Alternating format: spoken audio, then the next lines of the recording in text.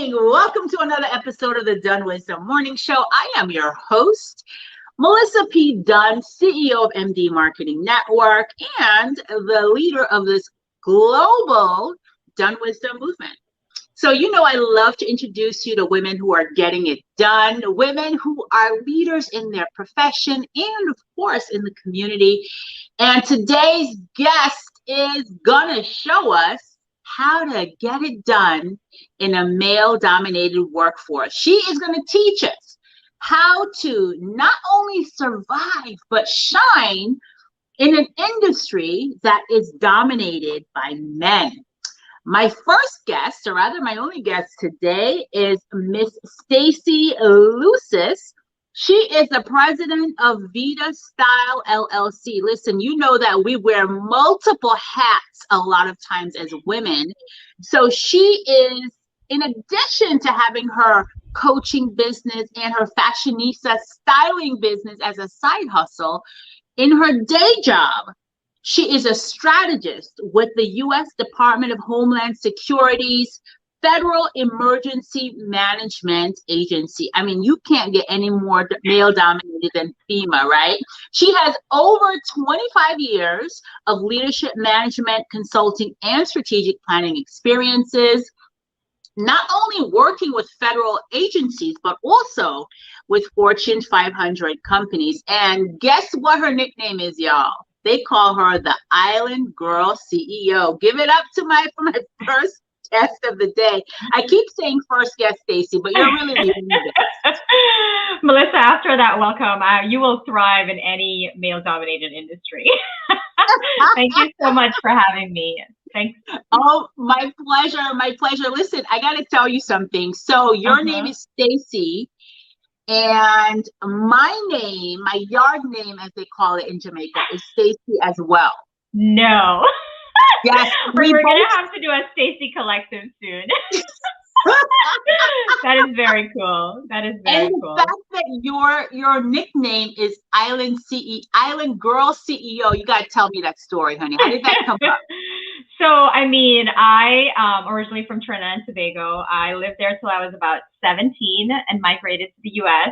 And I feel like, growing up on the islands and going to high school there and having kind of all of that foundational, values and the culture and the music, it really sort of played a big role in my career as I grew into my different roles, especially as you'll see in some of those male-dominated ones. I don't want to say we have a laid-back island vibe, but we definitely have a go-with-it flow and a great optimistic attitude. And so while the term CEO is male-dominated anyway, I do think that the Island Girl CEO vibe just brings a fun, sort of diverse flavor to that. So that's where that came from. Get it. So that's the other thing we have in common, because I migrated here to the U.S. from Jamaica when I was very 10 nice. years old. Yeah. Very cool. And I'm like, I grew up with a whole bunch of women who really knew how to get it done. That whole Island Girl CEO vibe. I get it. Yes.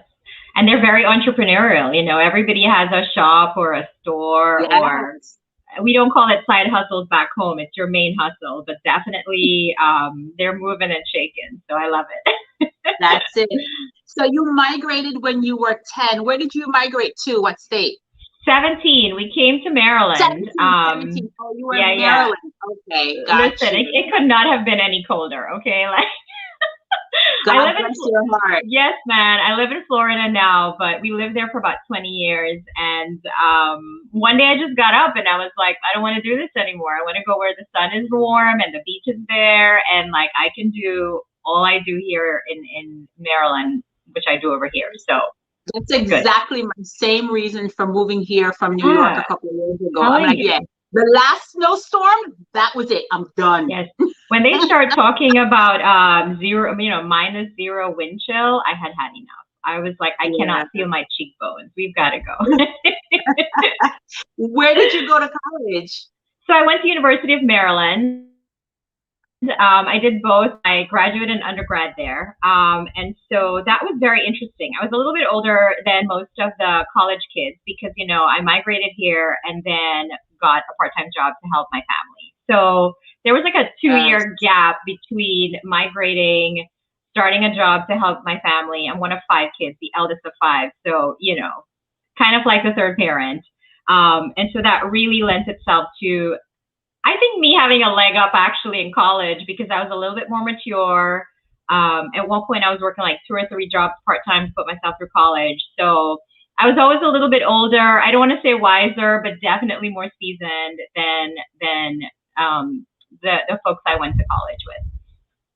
Talk to me about that. What was that experience like for you, putting yourself through college, going to work when you first migrated here to help support your family? What did you learn from that experience? You know, I learned about equity, and I learned about a little bit about privilege, not mine, but others.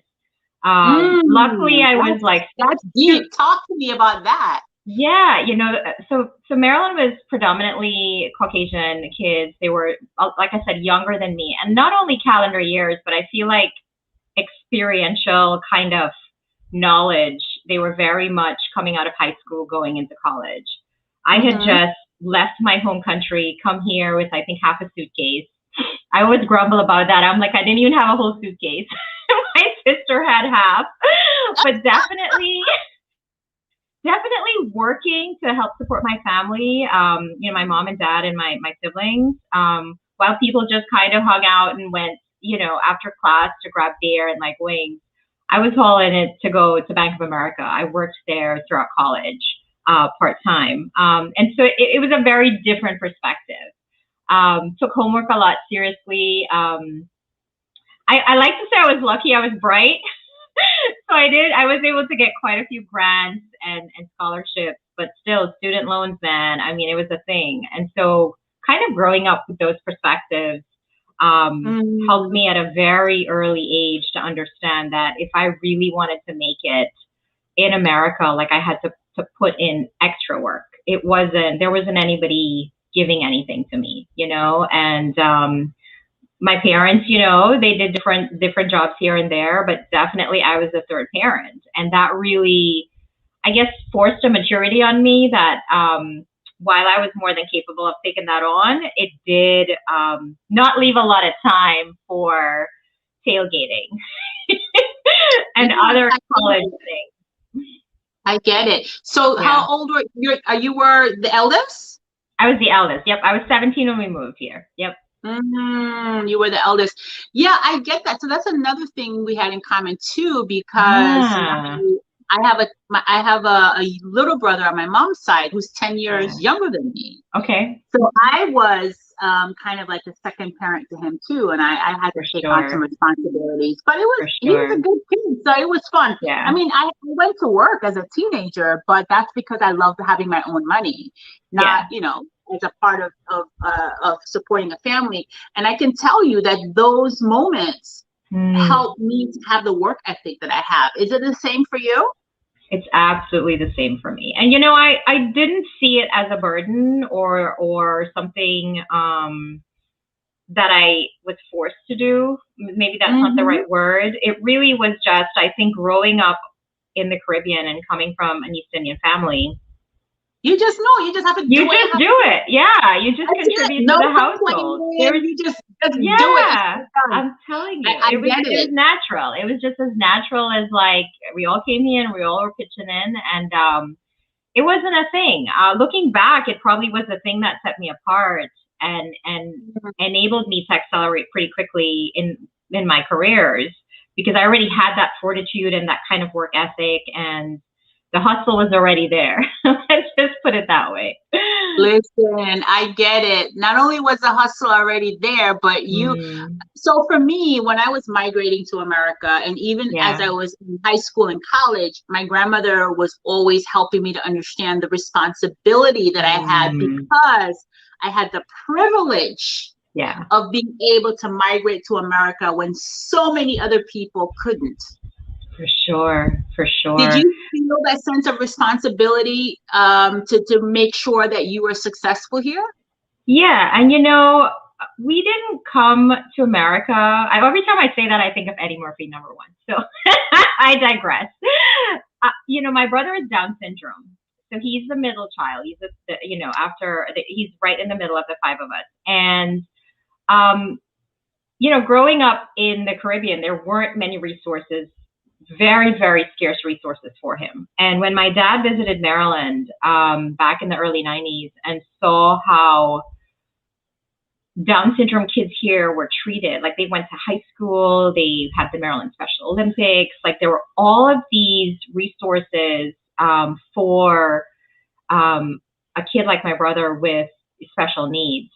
And that really sparked this fire in him to bring us here to and I was not happy. I was 17 with a boyfriend and in college, I was leaving my cousins, all of that stuff was super tough, but we made that jump for my brother, and he did. He graduated high school. He worked at Walmart. He did all of these things that fueled, my dad's decision that it was the right one for our family. So definitely that was kind of the pivotal reason that we migrated, but it definitely, it morphed into so many other opportunities for our family. So like you said, very blessed and kind of thankful that happened. Oh, what a powerful story.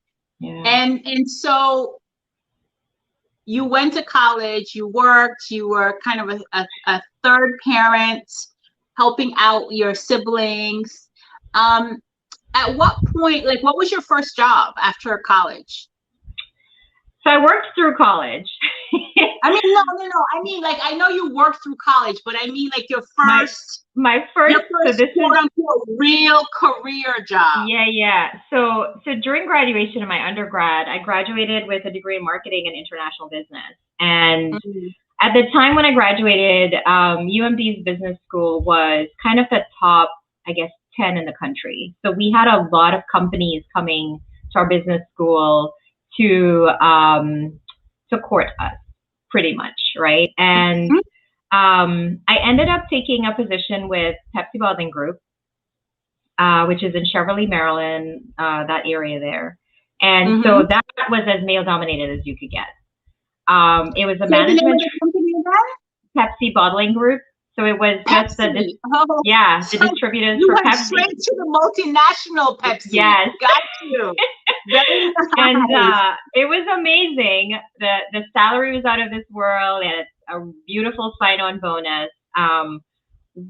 We came in as management trainees, and I feel like they brought in a bunch of really young, bright, aspiring leaders into these management trainee positions. And for 2 years, you did this program where you would rotate into the different parts of the company. So the bottling, the management, the finance, you'd ride a couple of days with the truck drivers to see how their route was. Wow. And that was kind of the thing then, because you couldn't be a good leader if you didn't understand the ebbs and flows of all operations, of the moving parts, right? What happened was there was quite a bit of resentment from the current management team in place. You remember, we were in the management trainee track, so it was almost within 2 years you were going to be XYZ. And they had to work for years, sometimes decades, to come up that track, right? Wow. And you were having a shortcut. Yeah. And so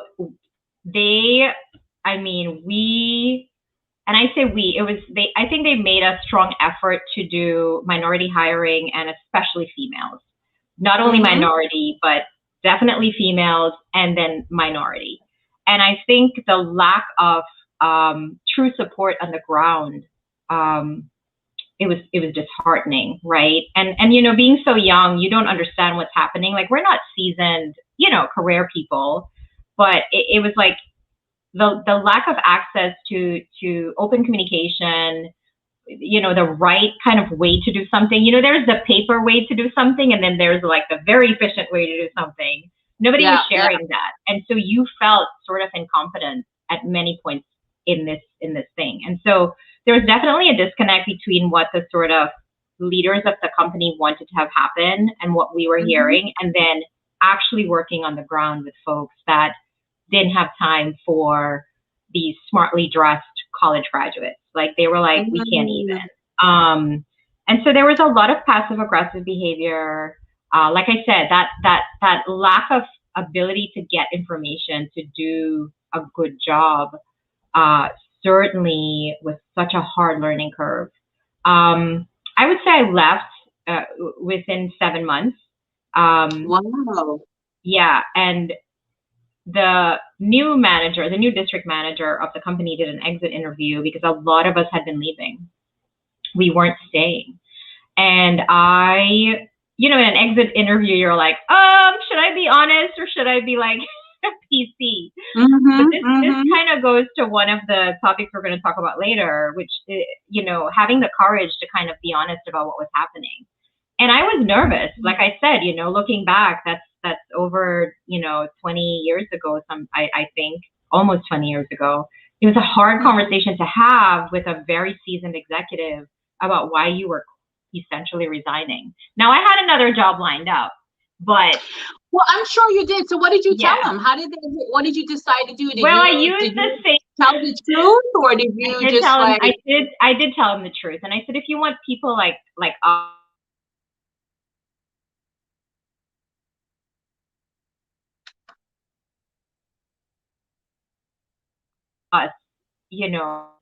organization and enterprise, you had to sort of find a middle ground and break through those cultural barriers, because it was a cultural problem, not a work ethic or a competency issue. It was a cultural resistance by the existing staff, especially in the management positions, to new leaders coming up into the organization who hadn't paid their dues. So that sort of fortitude to have that conversation, it was my first introduction into tough conversations if you wanted to enact and make a change. And he stayed in touch with me for many months after, just from a learning perspective. Fantastic. What happened? What was your experience?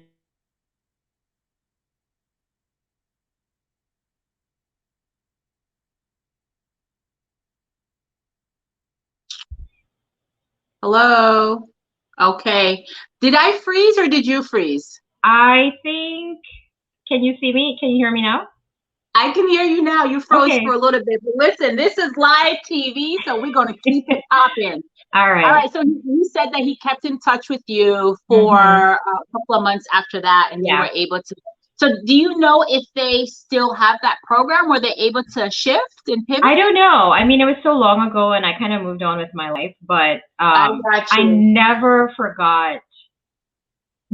Two things. One, I never forgot kind of being put in that position and then having to kind of get smart really quick and like still be successful. But two, the other lesson was,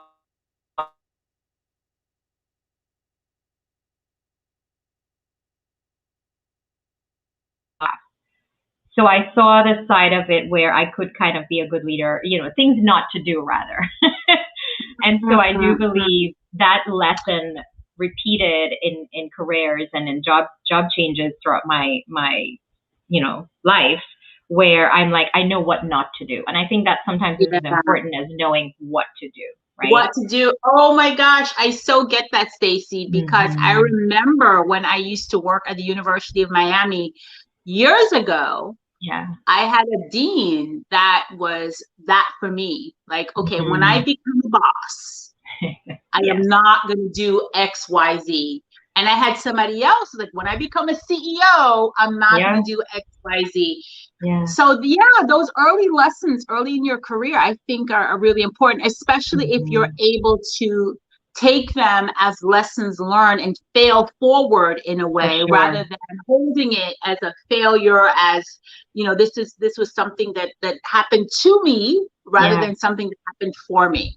Yeah. Powerful lesson. So how old were you at that time?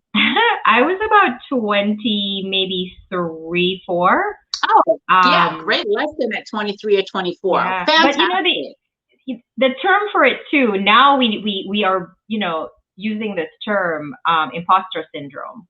But when you are in those positions where you are not getting the resources that you need to do a job that you are fully competent to do because of, you know, whatever it is, the passive aggressiveness, lack of support, miscommunication, passive, you know, whatever. That confidence drainer it's debilitating, because you are, and you know, that could translate into any job in any age and any season in your life, is that feeling of, can I really do this? Is it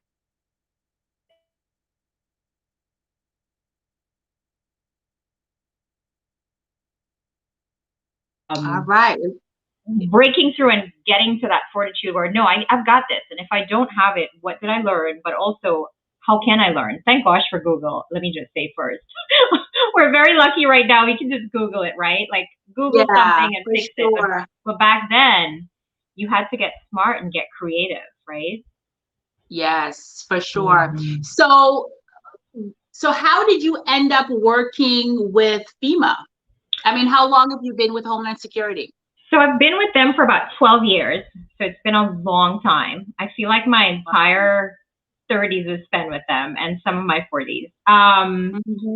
I was working for IBM and as a consultant, a management consultant.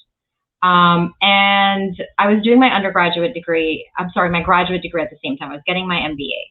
And at the time, I was doing my MBA online also. And this is before it became cool. And I had a newborn baby. I was wrapping up my last 2 semesters. I was doing a full-time job. I was like, oh my gosh, is this life? But when you are doing your MBA final semester, you are doing very specific projects. And we actually didn't know this, but the faculty at the university actually recommends potential candidates for what then was the Presidential Management Fellows program. And so the presidential... You were part of the Presidential Management Fellow? I was a semi-finalist. Yeah, it's a big deal. Under the Obama administration? No, this was before him. Who was before him? The Bush administration. This was in 03. This was in 03. Okay. So I didn't know what the heck it was. All I know is the dean of the university emailed me, and this was about 3 or 4 months before we were graduating with our MBAs, and said, you know, based on the work that you've done, and obviously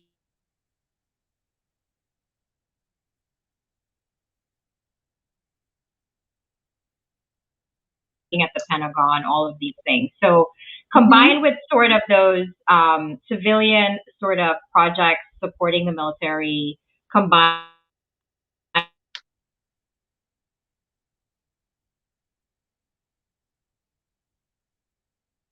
like 4 hours of exhaustion, and then you get into the second phase. So I think it's like many thousands, and then it's a couple hundred, and then it's like a smaller amount. And during that phase, the second round is where agencies had the opportunity to talk to you. So it was kind of like, you know, meet each other, talk about different views. And I had never considered government ever. And this allowed me to see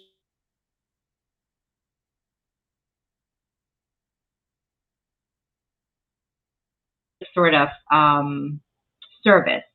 And my brother, like I mentioned, is Down syndrome. And so for me, it was very important to find causes and agencies that would support those goals for me. And I ended up, you know, meeting with like Social Security, because, you know, they do a lot of the policy and influence a lot of how kids like my brother are treated. And so that's really where my first brush with doing public service and becoming a public servant happened. It was via that whole PMF program.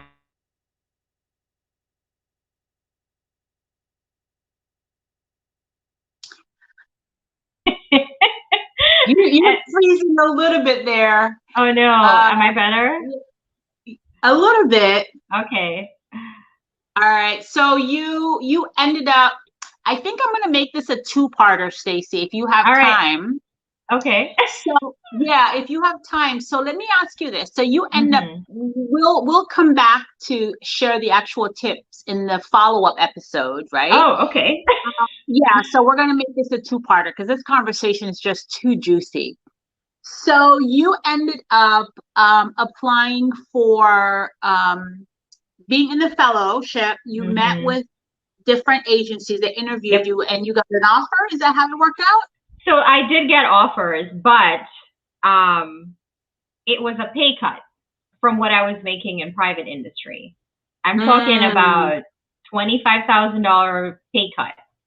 And, you know, it was a hard decision to not stay in the program, but also I think it was the best thing that I did because eventually a program I had been working for while I was with IBM, they had some government programs stand up, and I Mm-hmm. applied and was able to get a position matching the salary that I was making. So in Oh, look at between, that. I know, Yes. people like to talk about, I live my life with the premise that if something feels really hard and you have to force a fit, it's not for you. I think that if you make a decision or something comes your way and it feels like almost like serendipity, it feels very effortless and it's the natural flow of how things should be, that's the right move. If you are fighting with your emotions and your feelings and your opinions about it and you've got to persuade yourself to do it, I think as women, we've been taught quite a bit to negate that intuition. And so I'm glad that I stepped away from that whole PMF thing because, it sounds amazing and you want to do it. But I was like, I've got to look out for the financial future of our family. And that's a huge step back in a time when even like now, women are paid disproportionately less than men. And so I ended up getting what I deserved anyway, about 9 months later, but there was I regret with love that. it. There was regret with that too, right? Like, did I do the right thing, and second guessing myself, and kind of I had to lean into having that courage that, yeah, you did the right thing and more good things will come, right? Get away from that scarcity mindset. So I it was love cool. it. I love it. And so you made you turned down the initial offers, looked for something better, Yep, yep, got it, yep, took on the role, and then even later on started making more money, yes, exactly what you wanted to make. That's yes, fantastic. yes. So we're going to come back and we're going to do a part 2, and you're going to share some tips for really not only surviving but shining in a male-dominated workforce. But before we do, let's end this episode with you kind of sharing some words of wisdom. What did you learn about yourself on that journey from Pepsi all the way to your first to kind of stepping into your role at Homeland Security? What have you learned Yeah. about yourself? What kind of words of wisdom can you share with other women? I think that, so I'll preface this by saying when I was very young, my grandmother, God rest her soul, whom I love very much, she has since, long past, used to tell me, and it wasn't in a very complimentary manner, that I didn't know my place. And I feel like I have a daughter, she's a teenager, but I feel like that stayed with me for so many years about finding my place and knowing your place, which meant staying quiet, not being seen, or worse yet, be seen but not heard. And so I feel like that really sparked a fire in me even when I was young because I wanted to have a voice. I wanted to kind of show up and be seen and be heard and be myself. And so I think I have found myself thriving in male dominated industries just because of that. I showed up, I had presence, I took the initiative always. And so that was a big deal. It was not waiting for anybody to tell me what to do, but kind of trying to figure it out myself. And then if I couldn't, to ask for help. And so I think there's some vulnerability there because a lot of times we want to be so strong that we don't want to ask for help. But I think it's okay to say, hey, I don't know what I'm doing here. I will learn very quickly, but I kind of need the first couple of steps. And so I think keeping the lessons learned from my childhood, growing up on the island, kind of being optimistic, treating people very respectfully. And I don't know if we have time, but this story stayed with me. I was interviewing with Nissan Marketing, and they flew me out to Redondo Beach. And my wisdom tooth erupted on the plane. And so my face was like, my face was so huge. Melissa, let me tell you, I was in so much pain. And it was final. I'm just having it was final interviews. You know, it was like 6 interviews back to back, right? And I was outside, and I was sitting very quietly. I had like a break in between the 5th and then like the final interview, which is when you meet like the real bigwig, right? And my face, I just felt like I hadn't done my best, and my mouth hurt, and it was just the time difference. It was everything. And this guy was sitting on one of the benches. They had like a courtyard where you could go sit and have lunch and all that stuff. He was sitting out there, real nonchalant, very laid back, polo shirt, casual. And I went and sat on the bench next to him, and we started chatting. And very inconspicuous looking guy, right? And we're talking, and I told him about my situation. I said, but you know, I have my final interview, and then blah, blah, blah. What do you believe when I went back into the big fancy boardroom for my last interview with like the VP of, I think, marketing? It was that guy. Oh, wow. See, a good thing you listen to your yes. Nice to everybody. Yes. But you never know who you're talking to. And I'm not saying be like, you know, but be good and kind, and like be yourself with people. If you're mean, then don't be yourself, obviously. But if you treat people the way that you want to be treated, you will be surprised by how karma just sort of gives you back just what you're putting out. And so if I had sat out there, my scowly, swollen face, and like ignored this guy who looked, like I said, really, really not remarkable, right? That first impression would have stayed with him for a long time. Wow. You know? So how did it go? Did you end up getting that contract or that job, or was it not a right fit? So I was offered that position, but we needed a bigger salary to live in LA. Let's just put it that way. Listen, you gotta know your worth. I didn't want to move to LA, and I'm telling you, yes, walk away from the things that do not serve you. You cannot settle, you know? Fantastic. I love it. So we're going to end the part 1, and we're going to bring Stacey back to talk a little bit about, she's going to share some tips on how to really survive and shine in a male-dominated industry. Listen, Stacey, this has been a great conversation. I could tell we're going to be friends already. I could just feel it. My pleasure, and we will be. Thank you. All right, my pleasure. All right, you guys, thank you so much for joining us for this episode of the DunnWisdom Morning Show. Please come back, and remember, we're on Mondays, Wednesdays, and Fridays at 9 a.m. right here on Facebook or YouTube Live at the DunnWisdom Morning Show. Remember, be kind and loving to yourself. You absolutely 100% deserve it. Be well.